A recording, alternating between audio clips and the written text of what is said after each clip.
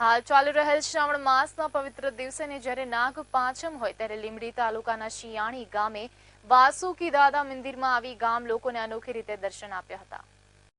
લીંબડીથી 13 kilometre આવેલું શિયાણી ગામમાં કરસનભાઈ બુદરભાઈ મોરીનું ખેતર આવેલું છે ત્યારે તે ખેતરમાં આશરે 25 વર્ષથી જય વાસુકી દાદાનું મંદિર છે। આ મંદિરમાં કરસનભાઈ બુદરભાઈ મોરીના દીકરી હંસાબેન કરસનભાઈ મોરી જો 7 વર્ષના હતા ત્યારથી જ તેઓના લગ્ન થયા બાદ પણ તન મન ધનથી વાસુકી દાદાના મંદિરમાં પૂજાપાઠ કરી રહ્યા છે।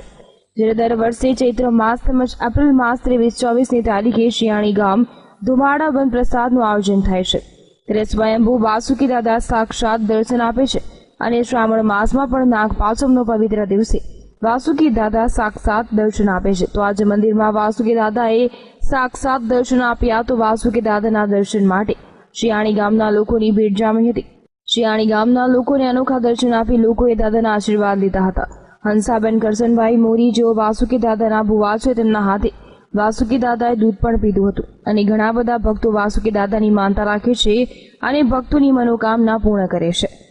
શિયાણી ગામ આવેલું છે, ત્યાં અંછાબેનની વાડી આવેલી છે, ત્યાં વાડીમાં વાસુકી દાદાનું મંદિર આવેલું છે અને દર શ્રાવણ મહિનામાં ચૈત્ર મહિનામાં બેનના કાંઠે આવે છે વાસુકી દાદા અને સ્વયંભૂ દર્શન આપે છે।